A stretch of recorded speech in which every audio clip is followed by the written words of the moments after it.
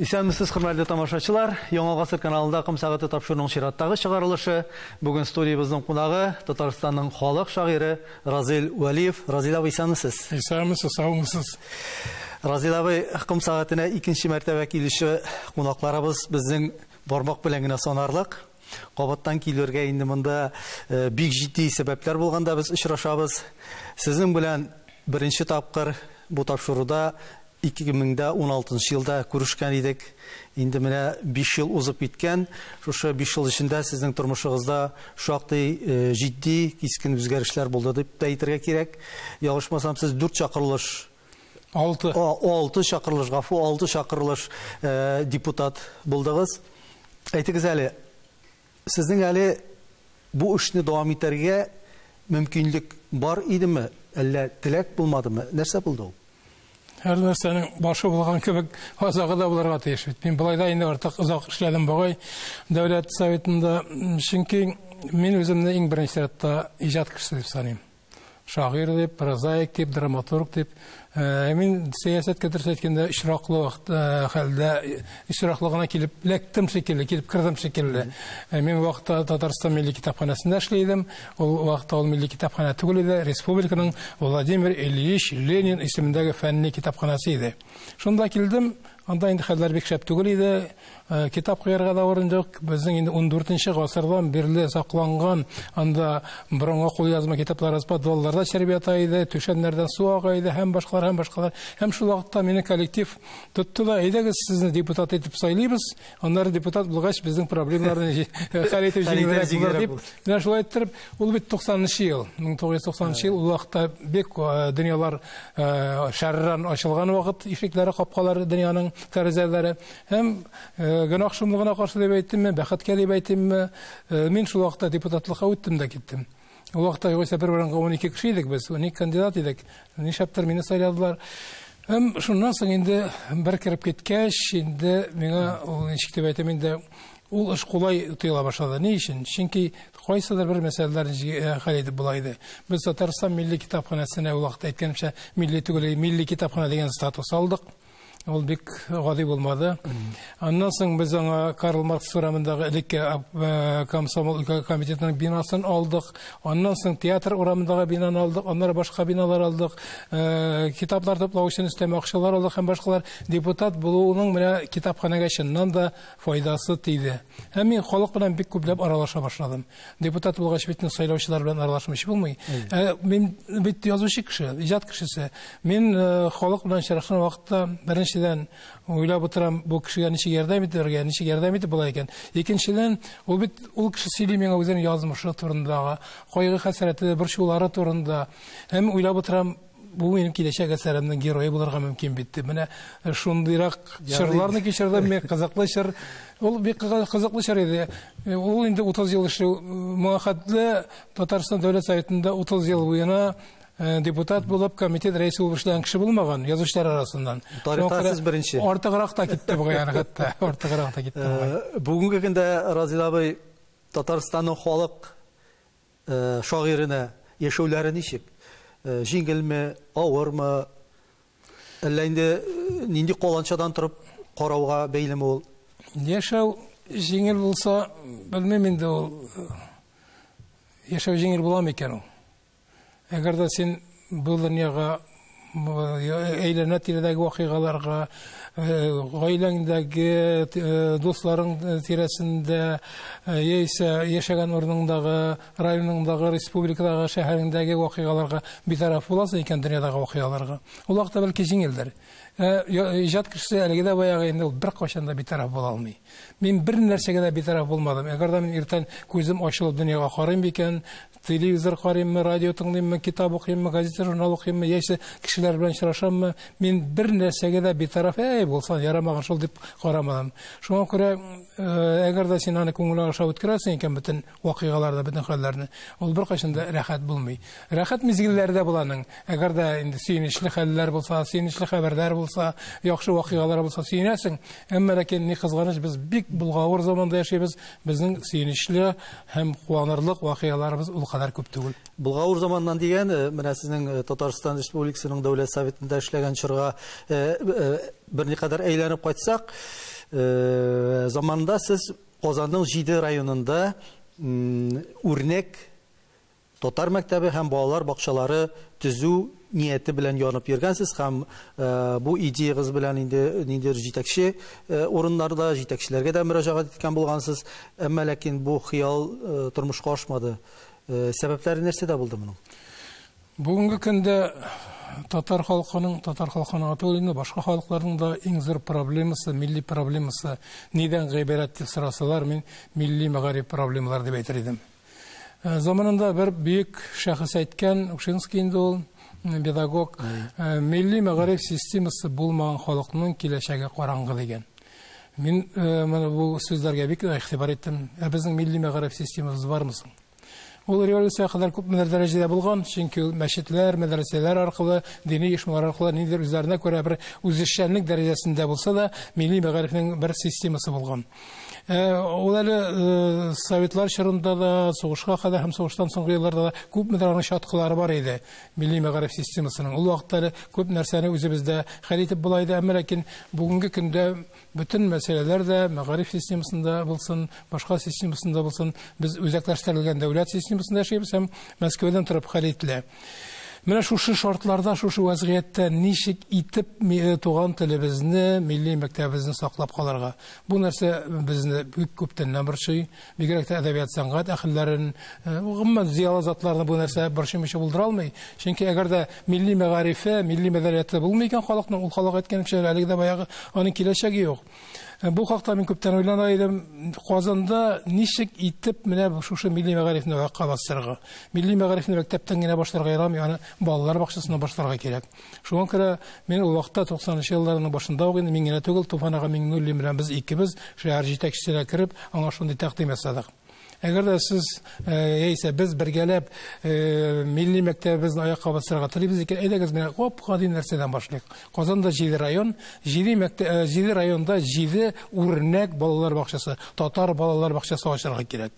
Һәм 7 районда үрнәк татар милли мәктәп ачарга кирәк. Бу беренче адым. Шуннан шушы балалар бакчасын, калган балалар бакчалары өчен методик үзәк итик, башкалардан үрнәк алсыннар, мәктәпне, әлегә дә баягы үрнәк мәктәпне методик үзәк ясыйк һәм башка мәктәпләр шуннан үрнәк алсыннар, әкренләп аларның тәҗрибәсен үзләренә дә күчерсеннәр дип тәкъдим ясаган идек. Билгеле беренче адымнар булды, берничә балалар бакчасы ачылды, берничә мәктәп ачылды, Шәһәбетдин Мәрҗани исемендә гимназия барлыкка килде, тагын берничә мәктәп булды. Әмма ләкин ул алга таба үсеш алмады. Ни өчен монда сәбәпләр нәрсәдә булырга мөмкин, Разил абый? Монда сәбәпне бер оешмага яисә бер кешегә генә кайтарып калдырып булмый торгандыр. Беренчедән, иң беренче билгеле Россиянең законнары үзгәрде. Россиянең мәгариф турындагы законнан милли мәктәп дигән термин алып ташланды. Милли мәктәп юк закон нигезендә бүгенге көндә. Бары тик кайбер фәннәрне тирәнтен өйрәнә торган мәктәпләр генә бар. Шул исәптән татар телен мәсәлән тирәнтен өйрәнә торган мәктәп, милли мәктәп әгәр дә закон рәвештә булмагач, син битне канатларыңны бик киң җыя алмыйсың. Аннары икенчедән инде үзебездән дә булгандыр. Булган мөмкинлекләрдән дә файдаланып бетерә алмадык.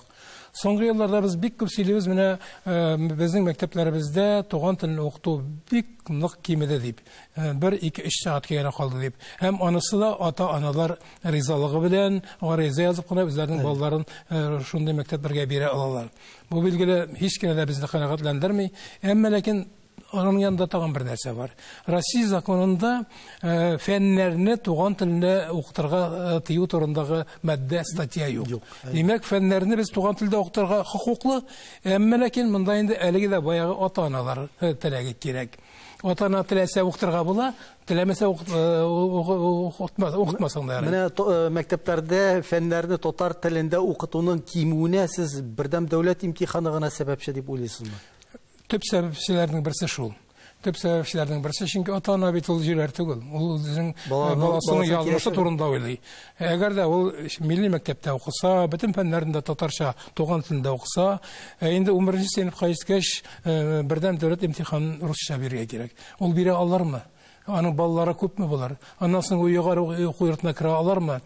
Менә шушы нәрсә ата-аналарга башка күсәк белән суккан шикелле тәэсир итте.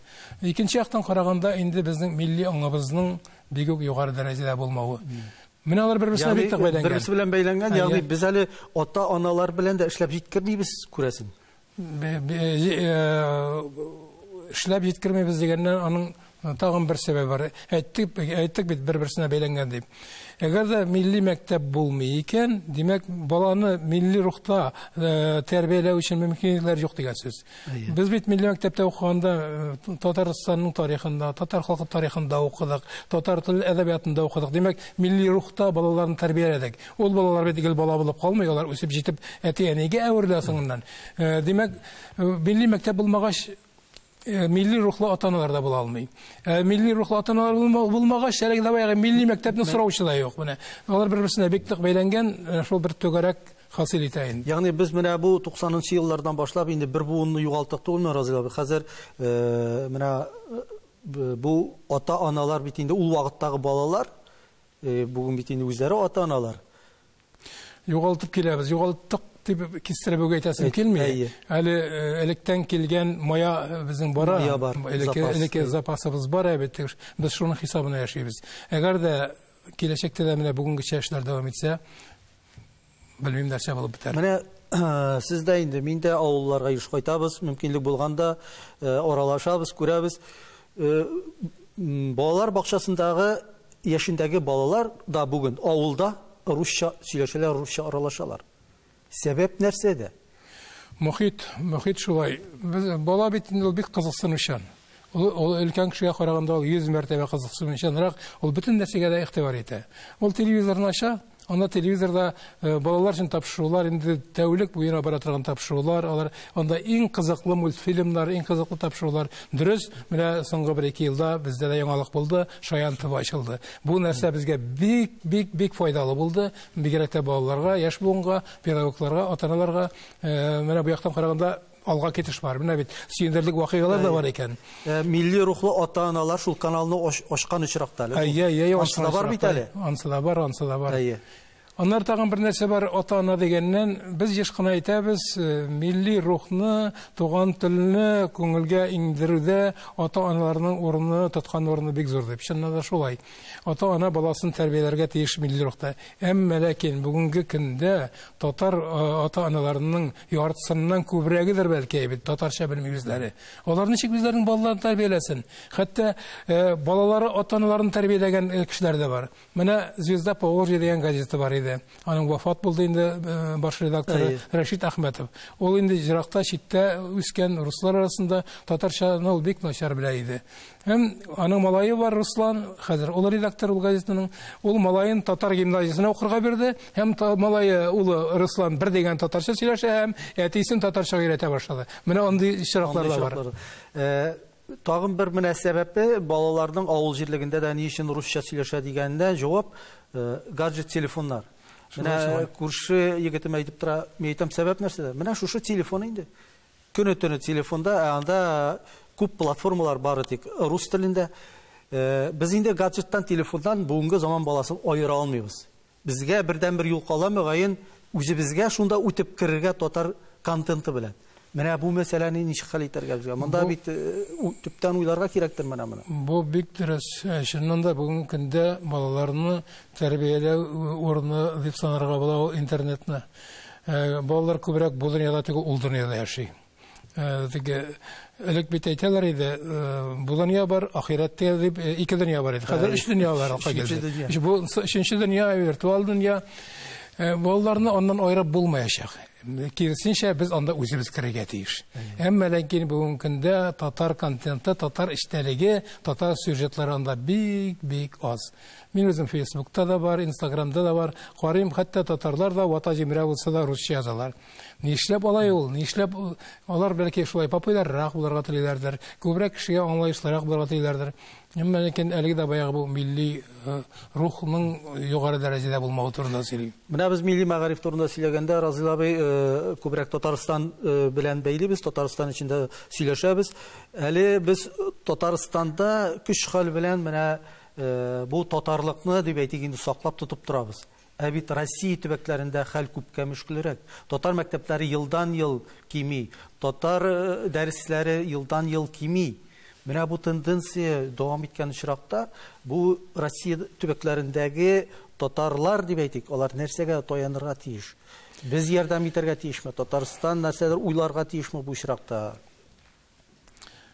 Чыннан да Россиянең башка төбәкләрендә татар теленең хәле безгә караганда, Татарстанга караганда бик күп мәртәбә мөшкилрәк. Анда инде татар мәктәпләре бөтенләй диярлек бетеп бара. Татар мәдәният учаклары азмаз гөрли, кабына, әмма ләкин алар бик сирәк татар утраучылары гына. Булай барса, озакламый Татарстаннан читтәге татарлар инде бөтенләй туган телләрен онытырга, югалтырга мөмкин. Безнең моңа кадәр төп терәк урыннарыбыз Татарстаннан кала Башкортстан иде. Орынбур яклары иде, бар иде. Әмма ләкин Орынбур якларда бүгенге көндә инде шактый туган телдән читләштеләр. Башкортстандагы хәрәкәтләрне барыбызда күреп торабыз. Ул һич кенә дә безне канәгатьләндерә алмый.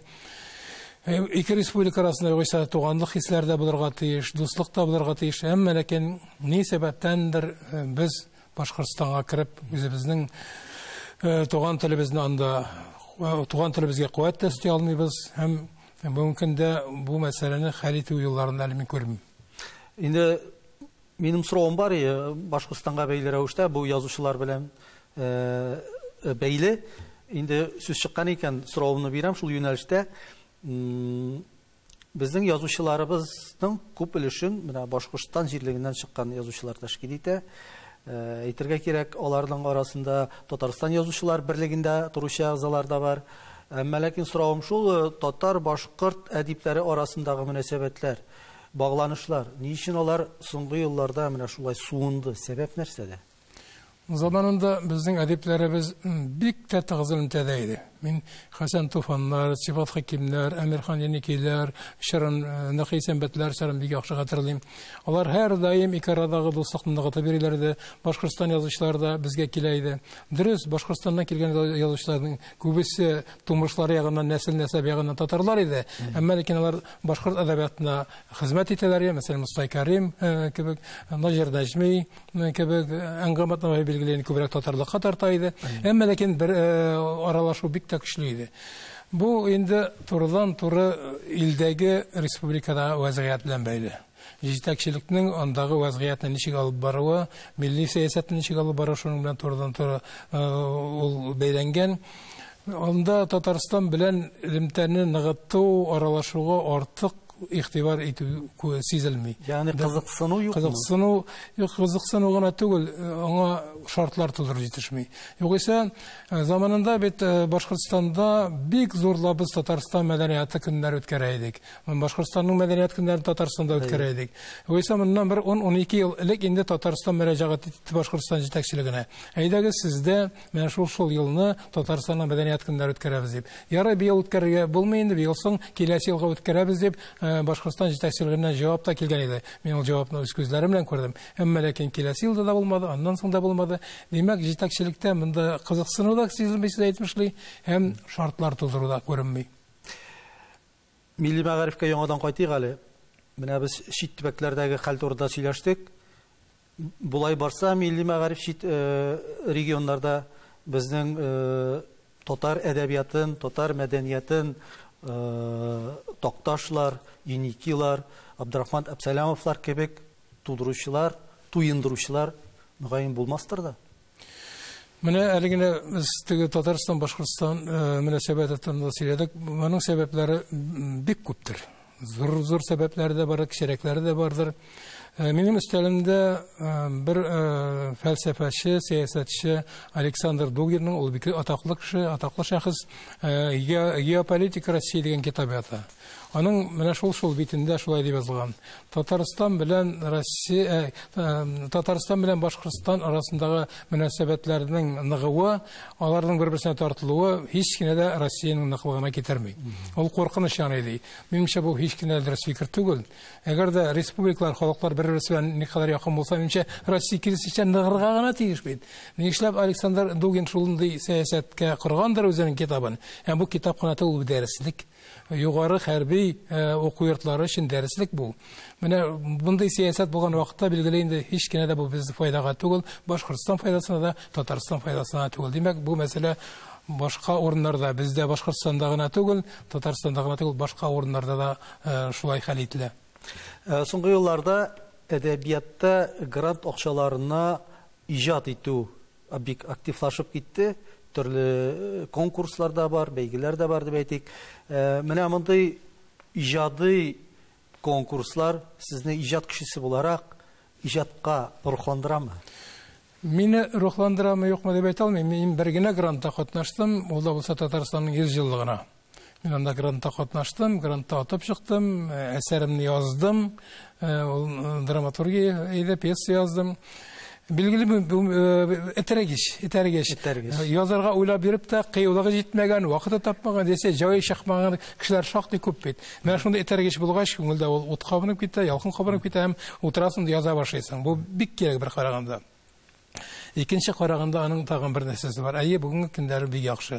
Менә президент каршында телләрне яклау, саклау һәм үстерү комиссиясе бар.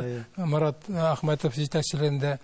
Ул комиссия бик күп чаралар үткәрде. Бик күп грантлар белгеле, бик күп конкурслар, бәйгеләр оештыра. Бу бик тә кирәк. Бүгенге көндә әле ул эшли. Бүгенге көндә мәсәлән менә күптән түгел әдәби конкурс булды. Анда 1500-дән артык кеше катнашты. Бу шаккаткыч. Без кая вакытта әйтәбез, безнең әдәбиятны укымыйлар, китапларыбызны укымыйлар дип, укымыйларга түгел, язалар икән. Язалар икән, бит укучысы да булар, язучысы булгач кырында. Әмма ләкин әгәр дә милли мәктәп менә бүгенге хәлдә калса киләчәктә, менә ул конкурста катнашучылар булырмы? Яисә күпме ни дәрәҗәдә булалар? Мине менә шушысы шомландыра. Барысы да кабаттан шул милли мәгарифкә әйләнеп кайта. Бәйге конкурс дигәннән менә шигырь юлларын махсус утырып язып булмый. Ул ничектер менә күктән, югарыдан килә дип әйтәләр. Менә шәшмә әсәрләр чыннан да алар хезмәтне сорый, аның өчен үзеңне җыйнаклап, мәҗбүриләп утырып хезмәт итәргә язарга кирәк дигән фикер бар. Әгәр дә ул шулай икән, менә бу конкурска шигырь язу ул мәҗбүриләп язуны ничек аңлатырга була? Бу мәҗбүриләп дип әйтә алмыйм мин. Алар бит махсус дип әйтим мин. Махсус. Алар бит моңа хәтле язганнар инде. Бәлки аларның күбесе әле шушы көннегә язмагандыр аны. Бәлки ул элегрәк язган әсәрен туплап, яңадан карап чыгып, яңадан үзгәртеп, камилләштереп җибәргәндер. Әмма ләкин шигырь ул төрлечә яза. Кая вакытта ул кинәт кенә менә шул шартлар тулгач, күңелдән индер илһам ишкыны кабылырга мөмкиндер әйбеттеге. Иҗат кешенең аның бит аңлап булмый, ул бик серле кеше. Серле кеше ул күктән илһам төшкәнне генә көтеп ятырга тиеш түгел. Менә шундый мөмкинлек булганда аның күңелендә ут кабынып, ишкын кабынып, ул әйткәнемчә каләмгә тынырга мөмкин, шигырьме, поэма язарга мөмкин. Onlar əgər də o professional yazıcı ikən, şair ikən, o tiləsə qaysı vaxtda sikirib тұрып yazılarga tiyir. Әмма ләкин язу өчен бер шарт. Мин аны һәр вакыт әйтәм, сөйләм, әйтеп киләм. Ул язар өчен иң беренче әйтер сүзең булырга тиеш. Фикерең. Әйтер сүзең юк икән халыкка, кешегә, укучыга, син күпме генә тырышсаң да, күпме генә грантлар бирсәләр дә, күпме генә кызыктырсалар да яза алмыйсың.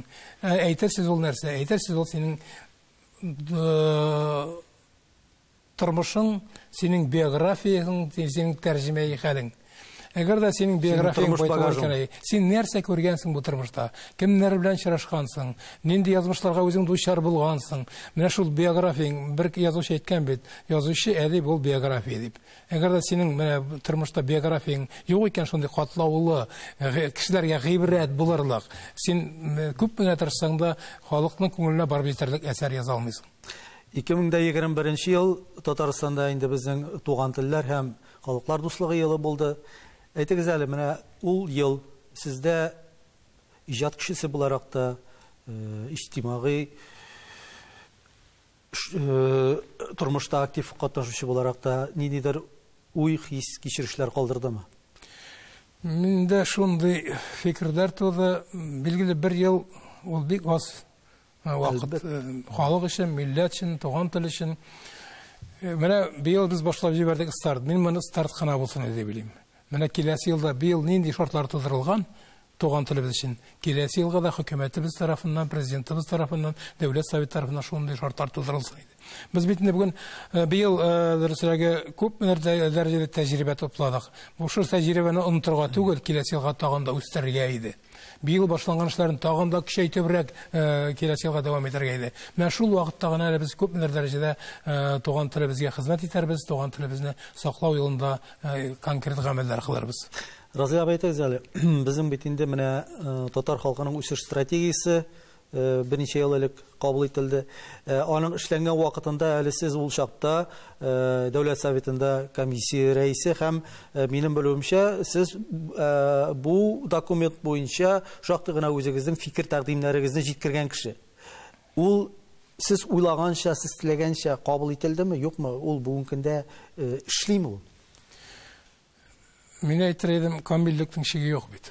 Билгеле, андай документ кирәк иде. Чөнки ул безнең барасы юлыбызны күрсәтә. Без кая барырга телибез, ничек барырга телибез, һәм кая безнең бу юлыбызның азагы ничек булырга мөмкин, яның азагы гомумән булырга тиеш түгел. Нинди нәтиҗәләр ясарга җыенабыз? Нәрсәләргә ирешергә җыенабыз? Бу турыда инде бу концепцияда, бу стратегиядә язылырга тиеш иде. Дөрес, анда бик күп нәрсә язылган, әмма ләкин мин теләгән идем бу стратегияның нигезендә төп пункт булып, төп максат булып милли мәгарифне аякка басыру булсын иде. Милли мәгариф булмыйча, милли мәктәп булмыйча милләтне саклап булмый. Менә милли мәктәп булмады. Милли мәктәп булмагач бит инде без телебезне дә саклый алмыйбыз. Яхшылап татарча яза да белмәячәкбез. Татарча укый да алмаячакбыз. Татарча яза белмәгәч язучыларыбыз булмаячак. Шагыйрьләребез булмаячак. Шагыйрьләребез булмагач, димәк, безнең җырларыбыз да булмаячак. Драматургларыбыз булмаячак. Драматурглар булмагач, безнең театрыбыз да булмаячак. Кинобыз да булмаячак. Телевидениебез да, радиобыз да, газет журналларыбыз да булмаячак. Ягъни ул бөтен нәрсәнең яралгысы. Яралгысы төп. Менә сез киләчәктә татар халкын, татар телен, татар телсез халыкны күз алдына китерәсезме? Юк, күз алдына да китерә алмыйм. Менә һәр вакыт мисал әйтеп китерәләр инде яһуд милләтен. Менә алар заманында инде бик күптән үзләренең туган телләрен онытканнар, югалтканнардыр. Әмма ләкин аларның мөмкинлекләре белән безнең мөмкинлекләр бер түгел.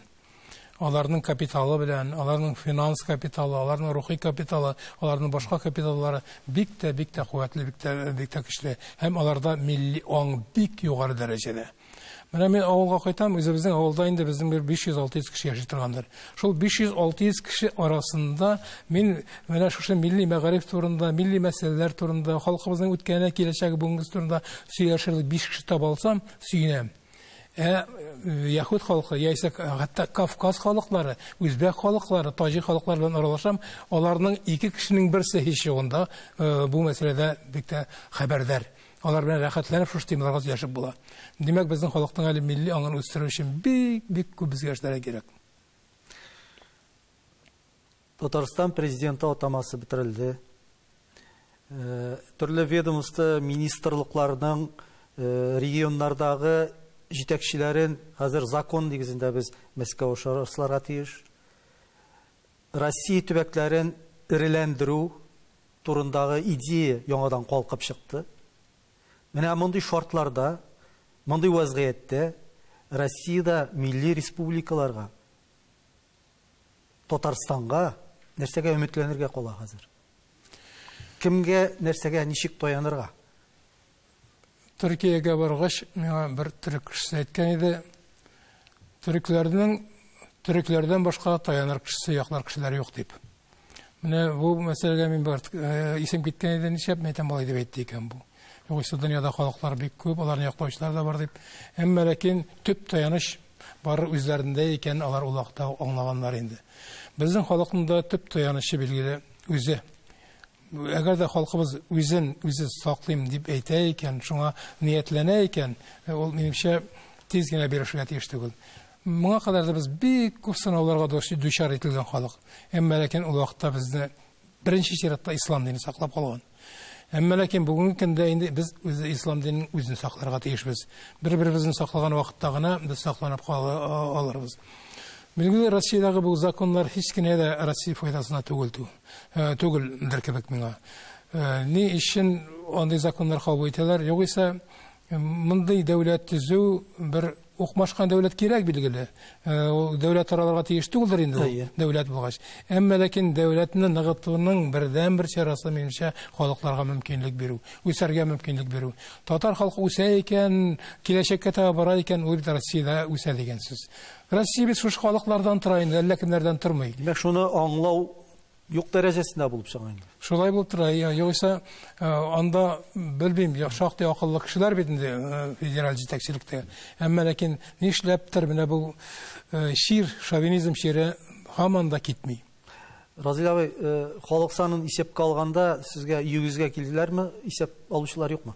Мин электрон рәвештә тавыш бирдем. Анда халык исәбендә катнаштым. Исәбен алуда беркем дә килүче дә, шалтыратучы да, хәбәр бирүче дә булмады. Бәлки безгә татарларны үзебезгә санарга кирәктер. Дип әйтәм, Индустрия Заковичның фикерен Бөтендөнья татар конгрессының еллык коллегия утырышында аны дәрәҗәле кулак итеп чакырганнар иде һәм аңа сүз биргәченнән бәлкем без әле 7 миллион түгел, 10 яисә 15 миллиондадыр. Без әле төгәл генә санын әйтә алмыйбыз. Безгә үзебезгә санарга кирәк дигән фикер әйтте. Әмма ләкин анда ниндидер хуплау сүзләре ишетелмәде. Сез ничек уйлыйсыз? Мин бу мәсьәләне Дәүләт Советында эшләгәндә узган халык исәбе алган вакытта ук күтәреп чыккан идем комитет утырышында. Мәйтәм дәүләт дәрәҗәсендә бу эшне башкарып чыгу ул шактый катлаулы нәрсә һәм анда шактый күп хилафлыклар да китәргә мөмкин. Ни өчен хилафлыклар китә? Без әйтәбез, менә сайлау үткәрәбез, сайлауларның гаебе бик күп табабыз. Сайлаулар объектив түгел дибез, һәм башкалар дибез, алдашалар дибез. Әле сайлауларда яхшымы, яманмы, анда теге күзәтчеләр була бит. Карап торалар, фотоларга төшерәләр, кинокамераларга төшерәләр һәм башкалар. Анда теге видео аппаратлар куела карап торырга. Монда бит беркем дә контроль итмый. Беркем дә карап та тормый. Ничек санаганнар аны, кем санаган, кем аны укмаштырган бу саннарны, кем соңгы нәтиҗәне биргән, моны беркем дә тикшереп тормый, моның контроле юк. Шуңа күрә минем беркем дә дәгъвада белдерә алмый. Шуңа күрә минем монда фикрим шактый катлаулы. Бу мәсьәләнең объектив хәл ителүенә мин әйткәнчә бик нык шикләнеп карыйм. Инде электрон әйтәләр, менә электрон яктан исәпкә алса, халыкны ул вакытта дөрес булыр дип белмим. Аны да бит кемдер саный. Ул да шулай ук кайдалар бер җирдә аңа нәтиҗә сала бит. Аны да бит кешеләр эшли. Анда да бер нинди контроль юк. Сез нинди нәтиҗә көтәсез һәм без көткән нәтиҗә булмаса бу нәрсә дигән сүз? Без көткән, без төрле кеше төрлечә көткәннәр инде. Без инде үзебез билгеле яхшы якка таба көтәбез. Кимесе ярар дип көткән кешеләр булгандыр. Мин үзебезнең милләт вәкилләрен әйтмим, башкаларны әйтәм. Мин инде шул чамакалар дип белим. Чөнки ул хатлык инде ялганның да чиге булырга мөмкин бит инде. Ул чөнки ул ялганганнар бик тәсәң дә шанып булмайчаң. Ул ялганга хәтта үзләре дә шанмаячаклар. Шуңа күрә монда шул чама элек чамасында бер 100 мең метр яккан бу якка булырга мөмкин, әмма ләкин алда уйлап куйганнар да инде. Менә бу шулай булырга тиеш дип. Саны билгеле. Сез хәзерге көндә яңа татар җырын тудыру юнәлешендә бик актив эшчәнлек алып барасыз. Әйтәләр бит, җырны тудыру ул баланың дөньяга килүе, баланы тудырган кебек дип әйтәләр. Элегрәк бу процесста шагыйрь һәм композитор нигездә катнашкан булса, бүген инде 3нче кеше дә өстәлде, шагыйрь, композитор һәм аранжировщик та. Бу процесс катлауланамы, әллә сыйфат арта дигән сүзме? Бүген көндә сыйфатка барып җитмәгәндер. Бүген көндә сан бу конкурсларда, бу бәйгеләрдә катнашучылар көннән-көн күбәя бара. Йөзләгән композитор, йөзләгән шагыйрь, йөзләгән җырчы катнаша, аранжировщиклар катнаша. Һәм бу конкурска килгән җырлар арасында җилдә очып китә торган кибәк була бит. Шундыйлар да шактый күп. Әмма ләкин мин аңа аптырамыйм. Булсын, язсыннар, күбрәк язсыннар. Без шул арадан шул иң яхшыларын гына сайлап алачакбыз. Заманында без җырлап йөридек, үсә кукурузларын дип әйтәбез. Шофер дип җырлап йөридек. Алар төшеп калды бит. Әмма ләкин аларның янәшәсендә безнең җәүһәрләребез калды. Безнең инде Сәйдәш музыкасы калды, Яхин калды. Үзешчәннәрдән Фатих Рахман Әхмәдиевләр калды. Фасил Әхмәтовның җырлары калды. Барыбер аның яхшылары шатып чыгачак, яхшылары сакланып калачак. Әмма ләкин шулай дип, менә бу шүпкә ишатырган кибәк сыман җырларны тыңлап үсүнең бик зур зыяны да бар. Чөнки без шушы җырларда, ул радиода яңгырыймы, телевидениедамы, концертлардамы, шушы җырларны еш-еш яңгыратып, без яшь буынны шушы рухта тәрбиялибез. Җыр шушылай булырга тиеш дигән фикер уянырга мөмкин. Һәм бу зәвыкны тәрбияләү бик зур нәрсә. Һәм киләчәктә шушындый да зәвыкта тәрбияләнгән яшь буын бит. Үзе дә иҗат итәргә тиеш. Менә бүген көндә минем бик нык борчый классик музыкабызга бөтенләй игътибар кимеде. Югыйсә безнең Җиханов бар, Сәйдәшев бар, Яхиннар бар, Валиуллин бар, һәм башкалар, һәм Музаффаровлар бар. Аларның музыкасы бүген көндә бик аз сәхнәгә чыга, бик аз эфирга чыга. Суда бар, аннан соң алар дәрәҗәсендә, алар рухлы язучы композиторларыбыз бүгенге көндә шулай ук бармак белән генә санарлык. Менә мин заманда инде үзебезнең композиторларыбыз белән шактый җырлар яздым. Ничә йөз булгандыр инде ул. Рөстәм Яхиннар белән яздым, Фазил Әхмәтовлар, Мирсәет Яруллиннар, Батыр Булгары белән Резида Хияровлар, Рәшит Абдуллиннар, һәм башкалар. Алар минем рухыма шул хәтле тәңгә килә иде. Бер минем рухка түгел, безнең халкыбыз рухына. Аларның ята иде музыкалары, көйләре. Менә минем бүген дә язасым килә. Бик миңа композиторлардан мөрәҗәгать итә. Әмма ләкин минем рухыма тәңгәл килми. Шуңа күрә хәзер мин җырлар бик аз язам. Көйләр тәңгәл килми. Аларның көйләре минем рухка тәңгәл килми. Һәм алар ни өчен тәңгәл килми? Чөнки алар милли рухлы түгел. Безнең халкыбызның алар традицияларын дәвам итмиләр. Киресенчә алар 100% борылганнар көнбатыш музыкасына, рус музыкасына. Мин кая вакытта әйтеп киләм, татар халкы бит ул шәрык мәдәниятендә, ислам мәдәниятендә тәрбияләнеп үскән халык. Без гомер-гомерне 100 белән шәрыккә борылган булганбыз. Пентатоника безнең музыканың нигезе. Менә безнең бүген көндә концертлар була, фестивальләр була, конкурслар була. Без көнбатыш илләреннән яисә Россиянең төрле төбәкләреннән үзебезгә кунаклар чакырабыз, концертлар, фестивальләр үткәрәбез. Берәр тапкыр чакырганыбыз бармы? Кытай музыкантлары, Япония музыкантлары, Кореяныкын, Монголияныкын, алар битнең музыкасы бит безгә бик якын. Без алар белән бергә аралашып, үзебезнең музыкаларыбызны иҗат итәргә тиешбез, җырларыбызны, һәм музыка әсәрләребезне. Бу юк, нишләптер? Мин көнбатышка бөтенләй карамыйк дип әйтмим. Без аннан да өйрәник, моннан да өйрәник. Әмма ләкин безнең төп тамырыбыз шәрыкътә, көнчыгышта. Шулай да җырда беренче сүзме, әллә киме? Менә шундый бәхәсләр дә булып алды соңгы вакытта. Кайсы беренче? Бу тавыкмы, йомыркамы? Тавыкмы, йомыркамы дигән шикелле. Шуның шикелләрәк инде. Минем өчен иң мөһиме сүз. Урысның Библиясендә дә язылган бит. В начале было слово дигән. Башта сүз булырга мөмкин. Сүз бул фикер. Сүздә бит фикер генә түгел, анда музыкалар. Әгәр дә җыр булырлык шигырь яза икән шагыйрь, аның инде шигырендә үк көй язылган була. Һәм әгәр дә композитор менә аны шушы шагыйрьнең шигырендәге көйне отып ала икән, аны үстерә икән, бу инде чын мәгънәсендә популяр җырга әверелә. Бүгенге көндә җыр сәнгатендә сыйфат җитми, җыр сүзләрендә нәрсә генә юк, аяк кулыңны сындырырлык. Сезнең соңгы вакытта әйткән фикерегез. Без инде бу мондый шигырьләрне, мондый текстларны берничек тә контрольдә тота алмыйбыздыр инде, Разия абый. У контрольдә тоту бик авыр. Әйе. Аны билгеле халык контрольдә торырга тиеш. Ул начар җырларны, зәвыксыз җырларны тыңламаска тиеш. Әмма ләкин аны бит инде концертка бара икән, акча түләп керә икән, ул аны тыңламыйча булдыра алмый. Әгәр дә радиодан, телевидениедән тапшыралар икән, ул бит колагын тамалап куя алмый. Безгә инде монда үзебезгә таләпчәнрәк булырга тиеш. Менә без бит инде элекке сәнгать советлары, хут советлар булган инде. Билгеле, бүгенге көндә закон нигезендә цензура тыелган. Без менә буны җырламагыз, моны бирмәгез дип әйтә алмыйбыз. Әмма ләкин менә ул хут советлар, шул сәнгать советлары бит тәкъдим итә ала.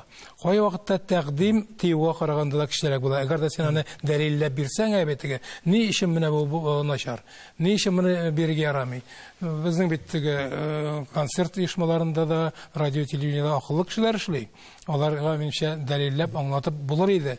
Әмма ләкин монда тагын бер нәрсә бар, ул без бит бүгенге көндә ничек дип әйтәм инде, беренче урынга бездә финанс мәсьәләләре калкып чыга. Кызганычка. Ул бит җыр иҗатчы эшендә һәм бу иҗатчыларның әсәрләрен дөньяга чыгаручылар эшендә беренче караганда акча эшләү юлында. Акча эшләмичә яшәп булмый. Тормышны алып барырга кирәк. Шуңа күрә бу яктан караганда ул шактый катлаулы нәрсә. Әмма ләкин әкрен-әкрен моңа ирешеп була торгандыр дип уйлыйм. Сез Илһам Шакировны татар җырының эталоны дип атыйсыз, шулай дип саныйсыз. Инде бүгенге көндә сәхнәдә башка буын җырчылары сәхнә тота дип әйтергә кирәк. Әйтегез әле, бүгенге эстраданың, бүгенге татар җыр сәнгатенең эталоны бармы, юкмы? Бүгенге көндә безнең бик төрле төстәге калейдоскоп дип әйтергә. Ниндидер менә татар җырының үзәгендә торган, аның алтын баганасы булган җырчыны мин күрмим бүгенге көндә. Бар безнең бик әйбәт җырчыларыбыз бар. Сез беләсез, барысында без аларны көн саен тыңлыйбыз. Әмма ләкин Илһам Шакиров дәрәҗәсендәге җырчы әле бүгенге көндә күренми. Кайчан күренер ул? Илһам Шакиров заманында бик җырчылар чыкты. Мәсәлән, Хайдар Бигишев. Мин аны искиткеч зур җырчы дип саныйм, җырчыга саныйм. Бүгенге көндә дә инде өлкән буыннар арасында Зилә Сыңгатуллина булсын, Венера Ганиевалар бар. Бүгенге көндә алар күпмер дәрәҗәдә эталон. Әмма ләкин Илһам Шакиров кебек бөтен җыр дөньясын үзенә каратып тоткан һәм бөтен җырчылар дөньясы, музыка дөньясы аңа мөккибән булган, аны мөккибән булып тыңлаган бүтән шәхес бүгенге көндә мин күрмим. Әлеге уңайдан менә мин Татар дәүләт җыр һәм бию ансамбленың хормейстеры, инде мәрхүмә Венера Гараеваның бер фикерен искә төшереп үтәсем килә. Аның интервьюсыннан Илһам әлфияләргә алмаш бар, тик аларны күрмиләр генә дип әйткән булган ул. Бәлки күреп бетермибез микән? Шуннан да. Алмаш дигән сүз белән бик килешмәс идем мин. Аларны беркемне дә алыштырып булмый. Һәркем үз урынында әйбәттеге. Илһам Шакировны берничә кабатлап булмый. Әлфия абзалында берничә кабатлап булмый. Әмма ләкин бүгенге көндә татар музыкасын инде бөтен дөньяга чыгарлык итеп башкарган, халыкның милли музыка традицияләрен саклаган, халык үз иткән һәм дөнья аудиториясына җиткерерлек җырчылар әле күренеп җитмәде дип әйтер идем мин. Бәлки алар киләчәктә үсеп җитәр. Дөнья хәле белеп булмый. Илһам Шакиров та дөньяга чыккан вакытта, сәхнәгә чыккан вакытта беренче елларында ул кадәр популяр булмагандыр. Әкрен-әкрен ул бу дәрәҗәләргә ирешкән. Аннары Илһам Шакировтан үрнәк алар нәрсәләр вокалда гына түгел. Вокалистлар бардыр ул. Менә вокал дигәннән мин бер заман укып утырам, Шаляпинның үзе турында язган 2 томлыгын. Шунда аннан сорыйлар Италиядә. Менә сез Россиядән килгәнсез, Россиядә атаклы җырчылар бик күп, бәлки сезнекеннән дә көчлерәк тавышлы җырчылар бардыр. Ни өчен сез иң популяр? Ул әйткән, мин Казанда татарлар арасында үстем. Мин рус музыкасына татар моңа кушып җырлыйм дим. Менә шул өйрәнү дәрәҗәсендә. Менә Илһам Шакировның өенә кайчан гына барып керсәм мин, аның өстәлендә китап иде. Ул татарның тарихын да яхшы белә иде, әдәбиятында, сәнгатендә, яңа чыккан әсәрләрне һәммәсен укып бара иде. Ул рухи яктан бай иде. Бай җырчыгына түгел, интеллект. Ул бик тә зыялы кеше иде. Безнең менә Татарстан президенты каршында моннан берничә ел элек сәнгать советы оештырып бит инде. Анда шактый гына безнең сәнгать әһелләребез әгъза булып торалар, 20-30 кеше. Әйтегез әле, менә бу сәнгать советының республикадагы мәдәни сәнгать тормышына тәэсире сизеләме, юкмы? Бу советны барлыкка китерү тәкъдиме күптән бар иде.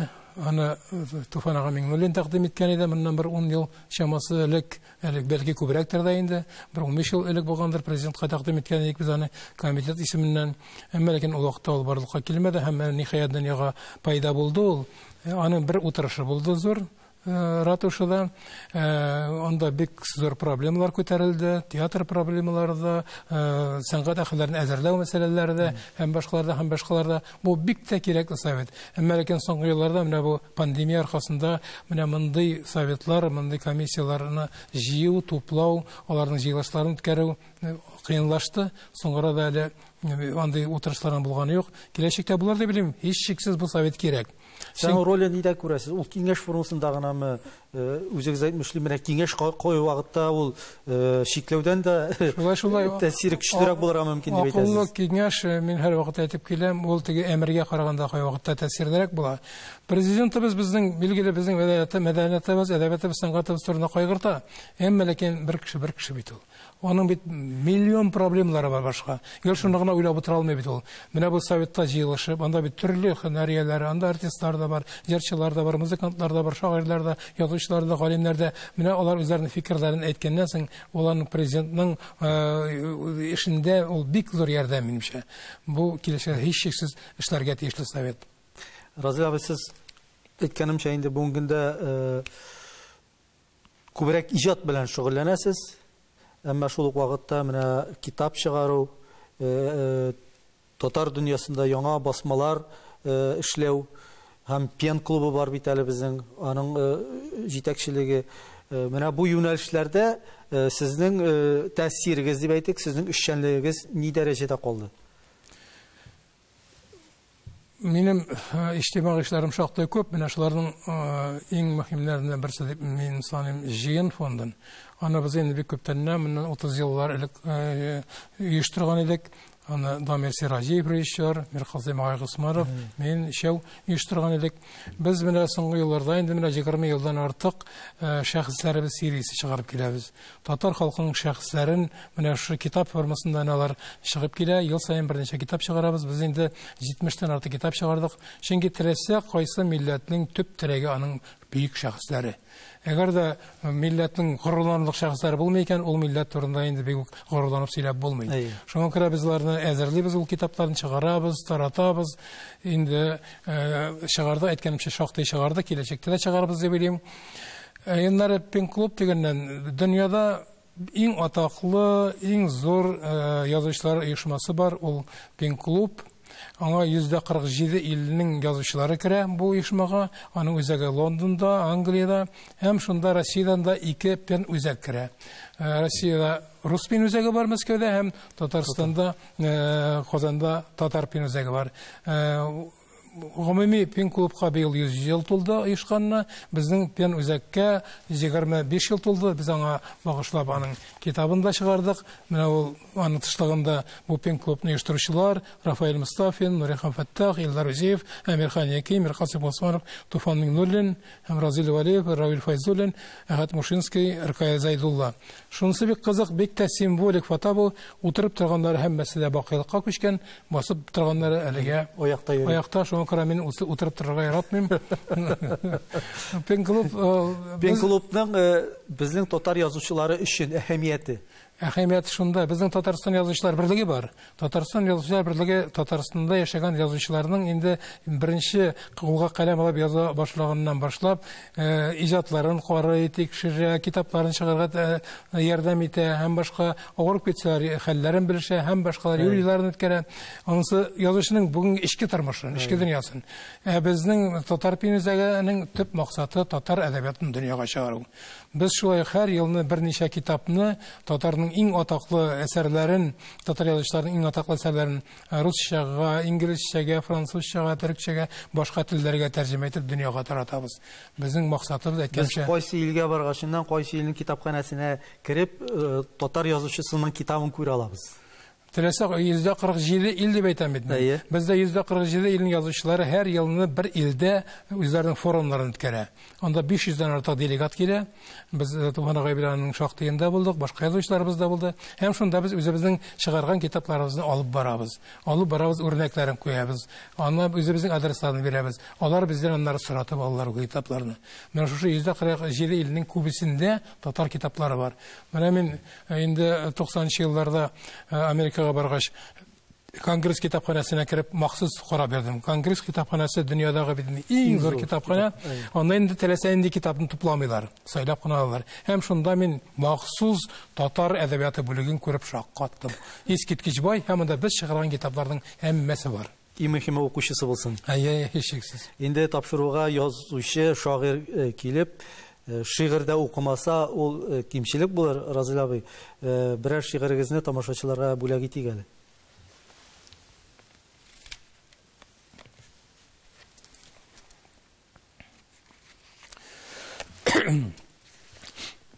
тик минеке. Җилләрдән мин сафлык таләп иттем. Болытлардан аклык сорадым. Хаклык эзләп, паклык эзләп җирдә тирәнәйде маңгай сырларым. Күңелемә кайгы сагыш төшсә, ак чәчәкләр җирдә эзләдем. Уфукларга карап көтә торгач, сагышларга мандым күзләрем. Аклык эзләп гомер иткәнгәме, ап-ак булды чигә чәчләрем. Шатлыгымны җилгә сибеп йөрдем, тик кайгымны җиргә чәчмәдем.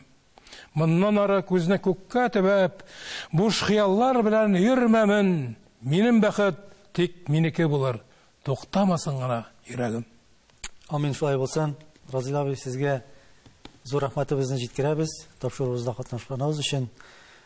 Иҗатта, иҗтимагый тормышта сезгә уңышлар һәм кабат сәламәтлек.